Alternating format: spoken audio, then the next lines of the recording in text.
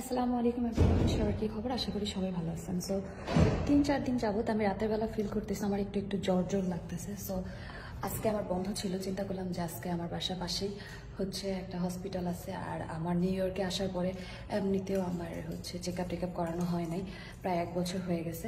So চিন্তা করলাম যে আজকে আমার অফ আছে কাজে, তো আজকে হসপিটাল যাব।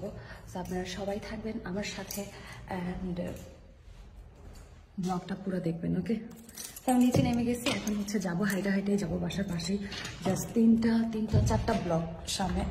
ও দরজাও খুলে দেখছেন। আজকে ওয়েদার এত জোর, এত গরম লাগতেছে, লাইক আমাদের এখানে আজকে 24 চলতেছে। বাসা থেকে বের হয়ে আমি হাঁটতেছি, আর ওয়েদার আমি যেটা বললাম আজকে ওয়েদার অনেক বেশি ভালো। বাট বলে না নিউ ইয়র্কের ওয়েদার বোঝাই যায় না। আমি আবার দেখলাম যে কি সামার কি চলে আসছে কিনা, ওয়েদারে দেখলাম যে না আবার আবার ঠান্ডা পড়বে। সো এই সপ্তাহের মধ্যে একটু ওয়েদার ভালো থাকবে, এই সপ্তাহের লাস্টের দিকে হচ্ছে আবার আর আপনার ঠান্ডা ঠান্ডা পড়ে যাবে। তো আল্লাহ জানে সামার কবে আসবে। নিউ ইয়র্কের ঠান্ডা ভয়ানক ঠান্ডা, বাবা পুরা জমা যায়। আর ইদানিং আমার এত বেশি চুল পড়তেছে। যাই হোক, এই টপিকে আমি পরে কথা বলবো চুল পড়ার। এইখানে এত সুন্দর সুন্দর ফ্লাওয়ার ফুইটা আছে, আমার মনে হচ্ছিল কি আমি এইখান থেকে তুইলা তুইলা নিয়ে আমার বাসার ছাদে আমি লাগাই দিয়ে আসি। এরকম এত সুন্দর সুন্দর, আমি জানি না যে এগুলো বাংলাদেশে হয় কিনা, আই থিঙ্ক হয় না, হইলে তো বাংলাদেশে সবাই যারা নার্সারি আছে তারা তো এগুলা সেল করতো, তাই না? তো এই দেখেন আরেকটা গাছ, কিছুদিন আগে আমি যখন এই রোড দিয়ে যাচ্ছিলাম তখন এই গাছটা একদম, এই গাছগুলা লাইক আপনার মনে হয় না যে যেই গাছগুলা মরা থাকে, ময়রা একদম কোনো পাতা টাতা শুকনা থাকে, এরকম ছিল প্রতিটা গাছ। আর এখন হচ্ছে হালকা সামার সামার চলে আসতেছে, এই জন্য প্রতিটা গাছে নতুন পাতা আর ফুল চলে আসছে। আর এইখানে না আপনার গাছে ফুল মানে আগে চলে আসে পাতার আগে।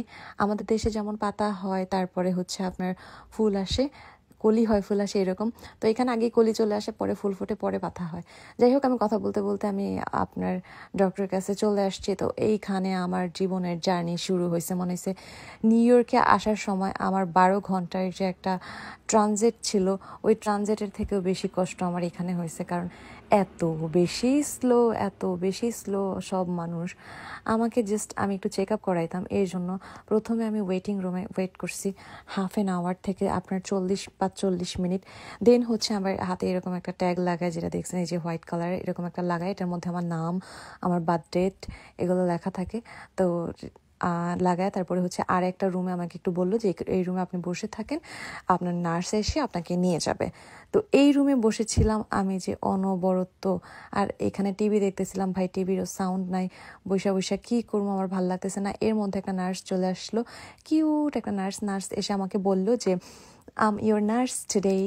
সো আমি বললাম ওকে, থ্যাংক ইউ সো মাচ। ও আমাকে বললো যে এই বেডটা আমি ক্লিন করে দিচ্ছি, একটুখানি ড্রাই হতে মানে 20 সেকেন্ড লাগবে, 20 সেকেন্ডের মধ্যে তুমি এখানে শুয়ে থাকতে পারো, আমি বেডের কাভার লাগাই দিচ্ছি। পরে আমি শুই নাই, একটা চেয়ারে বসেছিলাম। দেন হচ্ছে বেডের যখন কাভার লাগাইছে দেখি ওয়েটিং ওয়েটিং ওয়েটিং, লাইক এত লং প্রসেস। দেন আমি এই বেডের মধ্যে বসে বসে আমি এত বোরিং হইতেছিলাম। দেন আমি একটু শুয়ে পড়লাম, প্রায় 2 ঘন্টা চলে গেছে, এখনও ডক্টর আসে নাই। এর মধ্যে এইখানে একটা পুলিশ কেস হয় না, এখানে মারামারি এই কত ঝামেলা হয়। তো যখন পুলিশ কেস হয় তখন পুলিশ সাথে থাকে, প্রত্যেকটা প্রসেসের সাথে সাথে থাকে যে কোন কোন ক্ষতি হয়েছে, কি হয়েছে না হয়েছে। দেখেন আমি ভিডিও করতেছি, পাশে হচ্ছে আরেকটা আপনার পেশেন্ট ছিল। তো আমি ভিডিও করতে করতে ইতিমধ্যে 3 ঘন্টা হয়ে গেছে। আমি যখন একদম বোরিং ফিল করতেছিলাম তখন আমি একটা ফ্রেন্ডকে কল করে আসতে বললাম যে আমি আর পারতেছি না, প্লিজ আয় একটু, আমাকে একটু কোম্পানি দে। তো আমার ফ্রেন্ড চলে আসছে, আমি বসে বসে কথা বলতেছি। আমার ফ্রেন্ড বলতেছে যে ভাই তুই অসুস্থ, তুই শুয়ে থাক। বাট আমি কি করতেছিলাম, আমি বসেই ছিলাম, আমার আর ভালো লাগতেছিল না, বিরক্ত লাগতেছিল।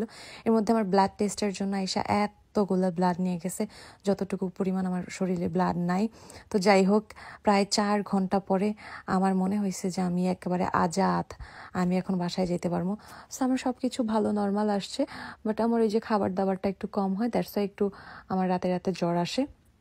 তো যাই হোক, আমি বাসায় চলে আসার পরে যে দেখেন তারা যে ইঞ্জেকশন দিচ্ছে, এই জায়গায় আমার খালি ব্লাড বের হইতেছিল।